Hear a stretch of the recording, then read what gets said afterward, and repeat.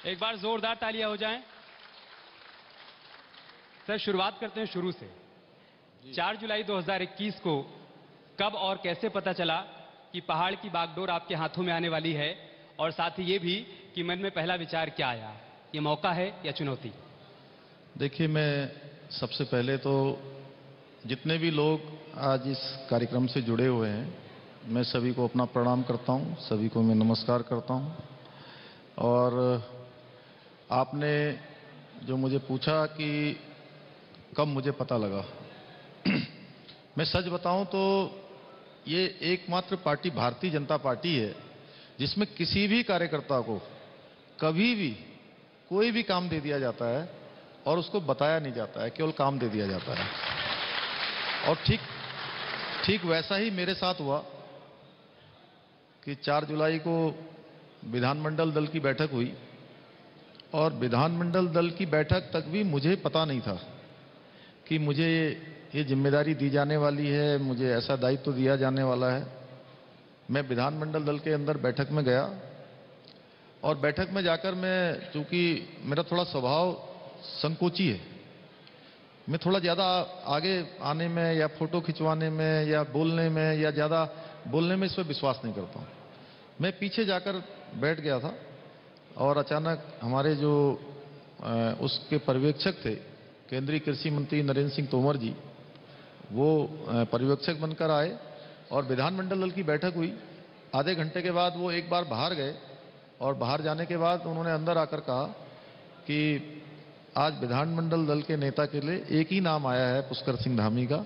और तभी मुझे भी पता लगा कि मेरा नाम इसके लिए जो है हाईकमान ने मेरा नाम तय किया है।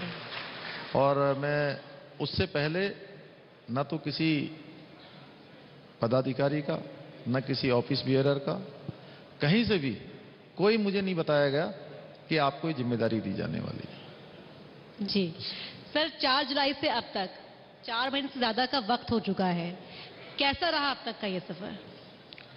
नहीं, मैंने तो पहले दिन से तय किया था, जिस दिन मुझे मुख्य सेवक के रूप में काम मिला, मैंने तय किया था कि एक एक पल और एक एक क्षण मैं अपने उत्तराखंड के सभी भाई बहनों के लिए लगाऊंगा, 1 करोड़ 25 लोगों के लिए लगाऊंगा। और उस काम को मैं पूरी शिद्दत से कर रहा हूं, इसलिए कभी मुझे कोई परेशानी भी नहीं होती है। मैं रात तक कभी किसी तनाव में भी नहीं आता हूं, किसी उलझन में भी नहीं आता हूं, क्योंकि मुझे जो काम मिला हुआ है, मैं सोच रहा हूं कि जितना भी जो भी समय मुझे मिला है, आप लोग कहेंगे अभी समय कम है, जितना समय मिला है मैंने कोशिश करी है कि उस समय का एक एक पल और एक एक क्षण का उपयोग करूं और अपने उत्तराखंड की जनता को समर्पित करूं। सर, पलायन पहाड़ का सबसे बड़ा मुद्दा है, तो शुरुआत उसी से करते हैं। त्रिवेंद्र रावत जी ने अपने कार्यकाल में पलायन आयोग का गठन किया था, उसका क्या हुआ, उसका काम कहां तक पहुंचा, और साथ ही साथ पलायन को रोकने के लिए आपकी तरफ से क्या कुछ कदम उठाए गए? देखिए, त्रिवेंद्र सिंह रावत जी की सरकार ने पलायन के लिए पलायन आयोग यहाँ पर बनाया था, और रिवर्स पलायन पर भी उन्होंने बड़ा काम किया था। और उसका नतीजा हुआ कि बहुत सारे लोग हमारे यहाँ के जो अपने गाँव को भूल गए थे, अपने पुराने घरों को भूल गए थे, वो वापस लौटे और उत्तराखंड की मिट्टी से फिर से उनका जुड़ाव हुआ। तो निश्चित रूप से मैं उनको बधाई देना चाहता हूँ कि उन्होंने एक अच्छा काम इसमें शुरू किया, और हम इस काम को आगे बढ़ा रहे हैं।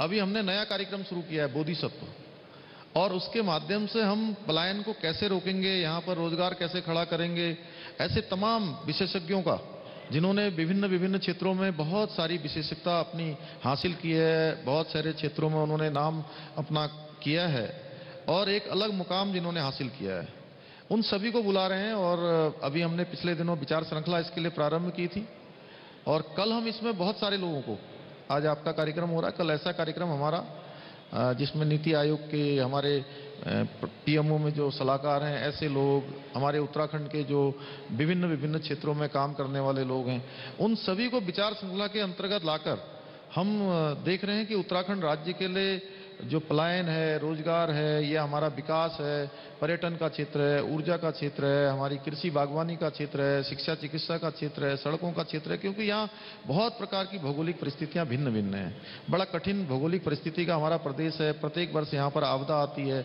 उन सभी जितने प्रकार की समस्याएं हैं, उसके लिए हम एक रोड मैप तैयार कर रहे हैं, और हमने सारे विभागों को भी ये कहा है कि अपने अगले 10 सालों का एक रोड मैप अपने अपने विभाग का वो हमारे सामने लाएं, जिससे कि हम आगे आने वाले समय में किस प्रकार से हमें काम करना है, उत्तराखंड को कैसे ले जाना है। और माननीय प्रधानमंत्री जी का जो एक विजन है कि 2025 जब हम रजत जयंती वर्ष मना रहे होंगे उत्तराखंड का, तो उस समय उत्तराखंड हर दृष्टि से पूरे हिंदुस्तान के श्रेष्ठ राज्यों में से एक राज्य हो, उसके लिए हमारी जो है पूरी तैयारी चल रही है। सर, पहाड़ की बेटी हूँ, दिल्ली में रहती हूँ, और ये बात तो मैं भी आपसे कहना चाहूंगी कि हर पहाड़ी पहाड़ छोड़ आता है भले ही, लेकिन वो पहाड़ को भूल नहीं पाता, लौटना चाहता है पहाड़ की ओर। और मैं चाहूंगी कि ऐसा हो कि हम देहरादून ऋषिकेश तक ना लौटे, हम अपने गांव लौट पाए। सवाल एक ऐसा ऐतिहासिक फैसले से जुड़ा हुआ जब गैरसैंण को ग्रीष्मकालीन राजधानी बनाए जाने का ऐलान किया गया। बहुत से लोग जो आंदोलन कर रहे थे ना, उनकी उम्मीद भरी आंखें खुल गई थी कि वाकई ऐसा एक बहुत बड़ा कदम उठाया गया। लेकिन आज एक बार फिर सत्र की तारीख बदली, तो क्या कोई कंफ्यूजन है या इसको लेकर क्या है आगे? नहीं, देखिए कोई कंफ्यूजन नहीं है। और गैरसैंण को हमारी सरकार ने ग्रीष्मकालीन राजधानी घोषित किया है। पहली बार इतने बड़ा हिम्मत का काम किया कि ग्रीष्मकालीन राजधानी घोषित हुई है। और ये एक निर्णय कोई सामान्य निर्णय नहीं था, ये बहुत ऐतिहासिक निर्णय था। और गैरसैंण के लिए हमारा बिल्कुल प्लान है। गैरसैंण हमारी भावनाओं का केंद्र है। हम सब चाहते हैं कि गैरसैंण चूंकि एक ऐसा स्थान है जो सबके हृदय स्थल में बसता है, उसके विकास के लिए बहुत सारी योजनाएं हम आगे बना रहे हैं। उसको हम उस दिशा में डेवलप करेंगे और जो जरूरी होगा उसको करेंगे। सत्र की तारीख बदलना कोई विषय नहीं है। सत्र की तारीख बदलने का कारण ये है कि अभी महामहिम राष्ट्रपति जी का भी जो है कार्यक्रम 28 और 29 को यहाँ आ गया है, क्योंकि उसी तिथि में हमने सत्र घोषित किया था। तो इसलिए हमें सत्र की तिथि को आगे बढ़ाना पड़ा है। लेकिन हम सत्र की तिथि आगे जरूर बढ़ी है, लेकिन हमारे मुद्दे वही हैं, हमारा संकल्प वही है। यानी कि संकल्प जो है हमारा विकल्प रहित है, इसलिए हम आगे बढ़ रहे हैं उस पर। सर, आपके संकल्प पर हरीश रावत जी इसी मंच पर आशंका प्रकट करके गए।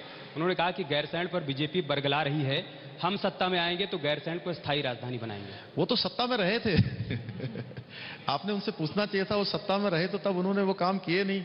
अब वो दोबारा से कह रहे हैं, जिनको जनता ने देख लिया है उनको। देखिए कोई नया व्यक्ति, मैं कह सकता हूं कि मुझे कम समय दिया, मुझे कम समय मिला, मैं ये रोना कभी नहीं रोता हूं। मैं कहता हूं जितना समय मिला पर्याप्त मिला। और हम हर दिन कोई ना कोई फैसला लेते हैं। हमने पिछले 5-4 महीने में 500 से भी ज्यादा फैसले ले लिए, घोषणाएं नहीं, जो हमने फैसले लिए हैं। इसलिए जिसकी जैसी दृष्टि वैसी सृष्टि। बट इस पर भी वो कह के गए कि वो सारे ऑर्डर कागजों पर ही हैं, इसी मंच पर कह कर गए। अब देखिए उन्होंने सब चीजें कागज पर रखी, और उनसे तो मैं एक ही बात कहना चाहता हूं, जिनके घर शीशे के होते हैं ना, उनको दूसरों के घरों में पत्थर नहीं फेंकने चाहिए वो तो बोलते हैं कि जो वहां पर इमारत खड़ी की, बिल्डिंग की गैरसैंण में, वो तो हमारी सरकार ने की। हमारी सरकार के बाद तो वहां एक ईंट, एक पत्थर एक्स्ट्रा भी नहीं लगा। उनकी सरकार तो देश में जो है 1947 से लेकर 60 वर्षों तक इस देश के अंदर एक ही पार्टी की सरकार रही और एक ही परिवार का शासन रहा। तो ये उज्ज्वला गैस सिलेंडर की योजना क्यों नहीं आई, आयुष्मान भारत योजना क्यों नहीं आई, स्वच्छ भारत योजना क्यों नहीं आई, किसानों को जन सम्मान निधि क्यों नहीं आई, ऐसे तमाम योजनाएं मैं गिना सकता हूं। पहाड़ के अंदर रेल उनके सरकार में नहीं आई, वो सरकार में आना चाहिए था।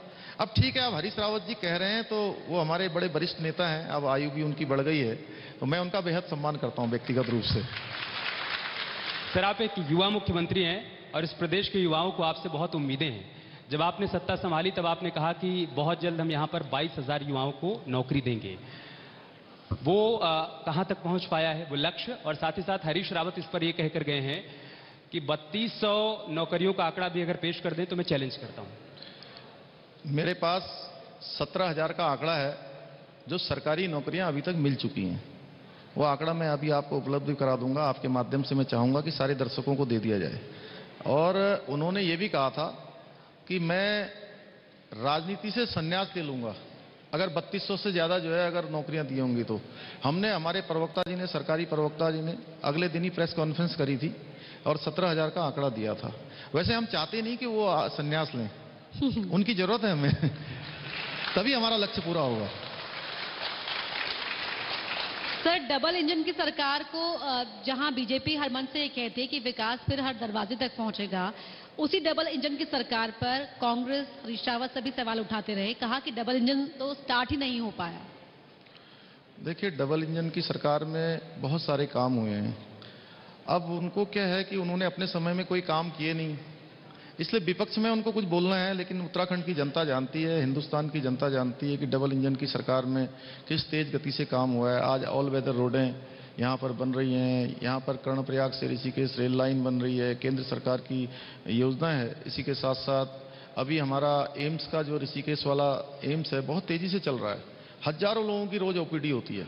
इसके साथ साथ कुमाऊं मंडल में भी एक एम्स माननीय प्रधानमंत्री जी ने खोलने की अभी उन्होंने उसकी भी स्वीकृति प्रदान कर दी है कि वो भी जल्दी खुलने वाला है, वो भी बनेगा। इसी के साथ साथ टनकपुर से बागेश्वर जो हमारी 155 किलोमीटर की रेल लाइन के लिए लंबे समय से लोग संघर्ष कर रहे थे, और बहुत सारे लोग तो आज जो है हमारे बीच में भी नहीं रहे संघर्ष करते करते। ये सारे काम धरातल पर उतर रहे हैं, बहुत तेजी से काम हो रहा है। हमारा माननीय प्रधानमंत्री जी के निर्देशन में लगातार विकास के एक बाद एक काम हो रहे हैं, कहीं कोई रुकावट नहीं है। और हमें भी, मुझे भी जितना समय मिला है, मेरा भी यही लक्ष्य है, यही चुनौती है कि जो काम भारत सरकार स्वीकृत कर रही है उनको हम नीचे तक ले जाएं, उसके लिए हम लगातार प्रयास कर रहे हैं। सर, आपने कहा कि बीते 4 महीने में आपने 400 से अधिक फैसले ले लिए हैं। हम चाहते हैं कि राइजिंग उत्तराखंड के मंच से आप यहाँ मौजूद लोगों को और प्रदेश की जनता को बताएं कि उन बड़े फैसलों में प्रमुख फैसले क्या रहे हैं। 4 बड़े फैसले। देखिए, 4 बड़े फैसलों में मैं कह सकता हूं कि हमने जो है, एक तो जो आपने अभी बताया कि हमने 24,000 जो भर्तियां थी, वो 24,000 भर्तियां हमने करने का निर्णय लिया, और अभी 12,000 से भी ज़्यादा पर विज्ञापन और भर्तियां जो उसकी प्रोसेस शुरू हो गई है। इसके साथ साथ हमने कहा था कि पहले दिन हम जो हमारे अतिथि शिक्षक लंबे समय से अपनी मांग कर रहे थे कि हमारा वेतनमान बढ़ाया जाना चाहिए, हमने उनका वेतनमान बढ़ा दिया, 15,000 से हमने 25,000 कर दिया। हमने जो बच्चे हमारे कोरोना काल में जिनके माता पिता में से किसी का भी देहांत हुआ है, तो उन बच्चों के लिए हमने वात्सल्य योजना हम लेकर आए हैं। इसके साथ साथ मैं आपसे कहूं कि अभी हमने स्तरीय पंचायतों में काम करने वाले जितने प्रतिनिधि हैं, उन सारे प्रतिनिधियों का हमने वेतनमान बढ़ाया है। हमने स्वास्थ्य विभाग में 207 प्रकार की जांचें सीएससी पीएससी सरकारी अस्पतालों में मुफ्त रूप से कराने का हमने निर्णय लिया है। हमारे जो आयुष्मान कार्ड बनते थे, उन आयुष्मान कार्डों को हमने मुफ्त में कराने का निर्णय लिया है। इसी प्रकार से राज्य आंदोलनकारियों का हमने जो उनका पहले पेंशन जो मिलती थी, वो पेंशन हमने 3100 से 4600 की, 5100 जो मिलती थी उसको 6000 की, उनके पति पत्नी आश्रितों को मिलने वाला जो पेंशन था उसको 6000 किया, उनके आश्रितों को मिलने वाला जो हमारा आश्रितों को मिलने वाला आरक्षण था उसको भी हमने जो है उनके पति और पत्नी दोनों के लिए कर दिया, नहीं आश्रितों को भी देने की व्यवस्था कर दी। ऐसे बहुत सारे फैसले किए हैं, मैं गिनाऊंगा तो मुझे लगता है आपका सारा सत्र इसी में चला जाएगा, और भी गिना देता हूं। सर, अब एक और फैसले की बात करते हैं जो बहुत बड़ा फैसला हुआ, तीनों कृषि कानून वापस लिए गए।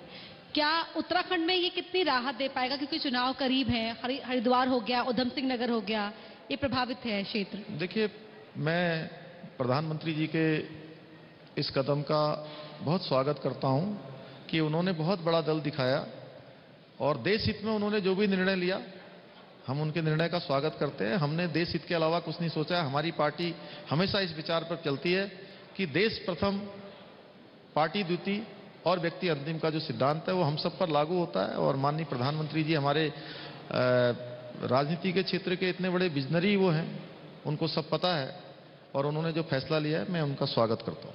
अच्छा सर, इस बड़े फैसले के बाद अब लोगों के मन में एक बात ये भी आ रही है कि तीनों कृषि कानून तो वापस हो गए, देवस्थानम बोर्ड का क्या होगा, उस पर सरकार का स्टैंड क्या है और अंतिम फैसला कब तक आएगा? दोनों चीजें अलग हैं, उसको आप कृषि कानूनों से मत जोड़िए। लेकिन कृषि कानून अलग है, माननीय प्रधानमंत्री जी ने उसमें फैसला ले लिया है। और जहां तक देवस्थानम बोर्ड है, देवस्थानम बोर्ड के बारे में मैं पहले दिन से कह रहा हूं कि हम सभी लोगों को सुनेंगे, और हम लोगों ने उसकी सुनवाई पूरी कर ली है। हमने मनोहर कांत ध्यानी जी की अध्यक्षता में एक हाई पावर कमेटी गठित करी थी।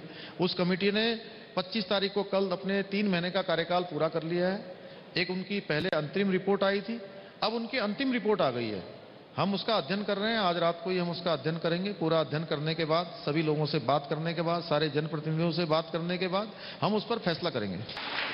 सर, कांग्रेस कह रही है कि हम सरकार में आएंगे तो हम फौरन ही से भंग कर देंगे, तो क्या उन्हें ये एक मौका मिल गया है खुद को ज्यादा हिंदूवादी दिखाने का?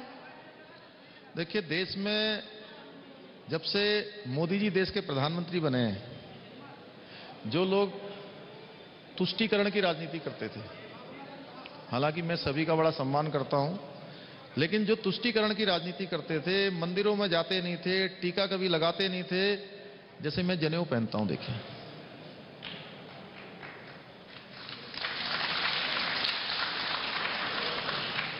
वो भी ये सब करने लगे हैं जो कभी नहीं करते थे।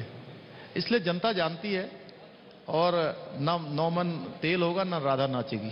अच्छा, उसकी एक तस्वीर हमने उस दिन भी देखी जिस दिन प्रधानमंत्री केदारनाथ में थे, आप सभी लोग केदारनाथ में थे। कांग्रेस के कई नेता मंदिर मंदिर जा रहे थे जलाभिषेक करने के लिए, तो वैचारिक जीत है आपकी। देखिए, ये मोदी जी का करिश्मा है कि जो मंदिरों से भागते थे, धर्म से भागते थे, कर्म से भागते थे, वो कर्म करने पर मजबूर हैं, वो धर्म करने पर मजबूर हैं, और मंदिरों में जाने के लिए मजबूर हो गए। लेकिन वो हिंदू और हिंदुत्व की परिभाषा समझा रहे हैं। पुष्कर सिंह धामी की नजर में, उनके शब्दों में, क्या है हिंदू और क्या है हिंदुत्व? देखिए, हिंदुत्व कभी भी किसी को जबरदस्ती करने वाला धर्म नहीं है। हिंदुत्व ने हमेशा सभी को आगे बढ़ाने का काम किया है, सभी में भाईचारा लाने का काम किया है, देशभक्ति का काम किया है, और उन्होंने हमेशा तुष्टीकरण किया है। मैं हमेशा उनको तुष्टीकरण की राजनीति करने वाला कहता हूं। उन्होंने देश के साथ समझौतों पर समझौते किए हैं, उन्होंने व्यक्तिगत फायदे के लिए देश को बेचने का काम किया है, देश के साथ अन्याय किया है, देश में भ्रष्टाचार लाने का काम किया। भ्रष्टाचार की जननी कोई पार्टी है तो उस पार्टी का नाम कांग्रेस पार्टी है। इसी से जुड़ा हुआ एक सवाल और है सर। सलमान खुर्शीद जी कांग्रेस पार्टी के वरिष्ठ नेता हैं।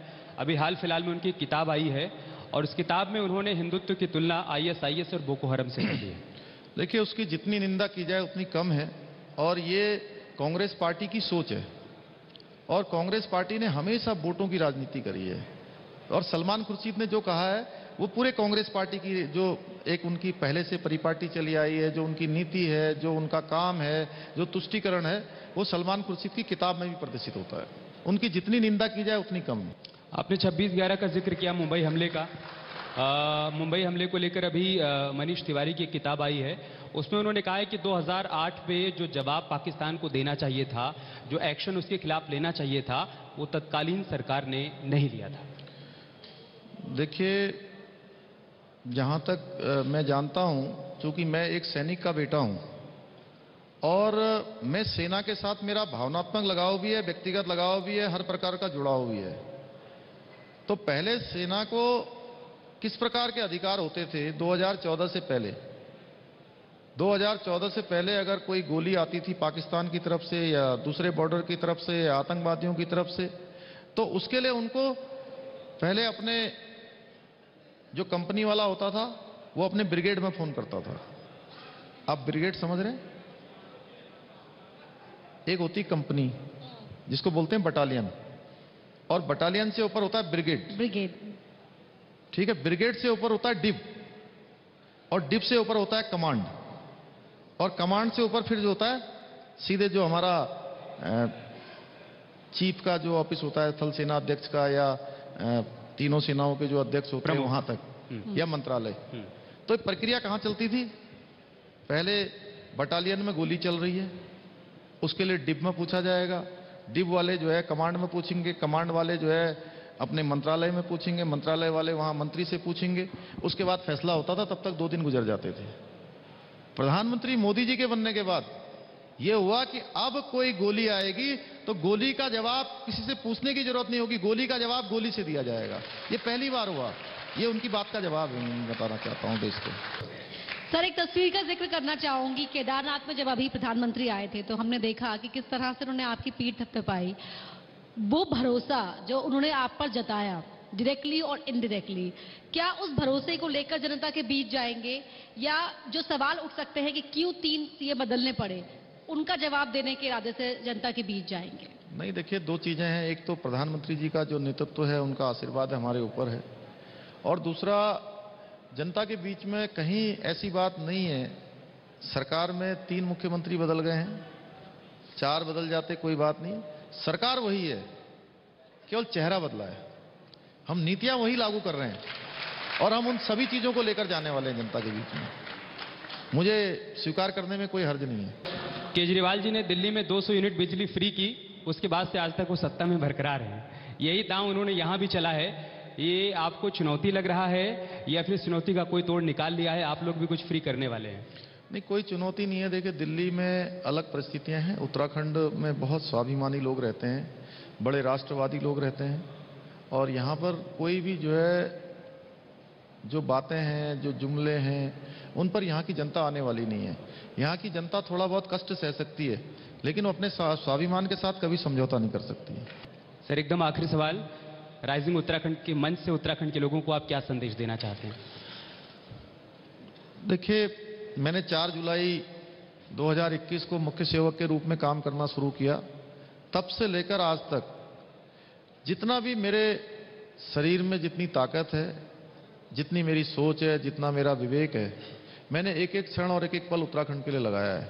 हमारा भाव है कि माननीय प्रधानमंत्री जी जिस प्रकार से देश को आगे बढ़ा रहे हैं, नरेंद्र मोदी जी के नेतृत्व में जिस प्रकार से आज पूरा देश आगे बढ़ रहा है, और उत्तराखंड के साथ जिस प्रकार का उनका विशेष प्रकार का लगाव है, यहाँ से उनका एक जुड़ाव है, व्यक्तिगत जुड़ाव है। उन्होंने हमारे सामने कुछ विजन रखे हैं, कुछ लक्ष्य रखे हैं कि ये दशक जो 20 से 30 का 21वीं सदी का दशक है, ये दशक उत्तराखंड का दशक होगा। और जब हम सिल्वर जुबली मना रहे होंगे, रजत जयंती वर्ष मना रहे होंगे, तो उत्तराखंड देश के सर्वश्रेष्ठ राज्यों में से एक राज्य हो। उसके लिए जितने भी रोड मैप हैं वो हम तैयार कर रहे हैं। हमारे भाव में जितना भी समय मुझे मिला है, मैंने कोशिश करी है कि अपना भरपूर जो भी मैं दे सकता हूं, और जो बचा हुआ समय है उसमें भी एक एक छल और एक एक पल मैं केवल अपने उत्तराखंड की भाई बहनों के लिए लगाऊंगा। 1,25,00,000 लोगों के लिए लगाऊंगा। उसमें अपना जो सर्वश्रेष्ठ हो सकता है वो देने का प्रयास करूंगा। सर, अभी तक के सफर के लिए बहुत बहुत बधाई और आगे के लिए बहुत बहुत शुभकामनाएं, और बहुत बहुत धन्यवाद इस मंच पर आने के लिए और सभी सवालों का बेबाकी से जवाब देने के लिए। बहुत बहुत धन्यवाद आपका। Thank you so much. मैं स्टेज पर आमंत्रित करना चाहूंगी नेटवर्क 18 के MD and group agent chief Rahul Joshi sir को। सर, आप प्लीज स्टेज पर आइए और हमारे आदरणीय मुख्यमंत्री जी को मोमेंटो से सम्मानित कीजिए।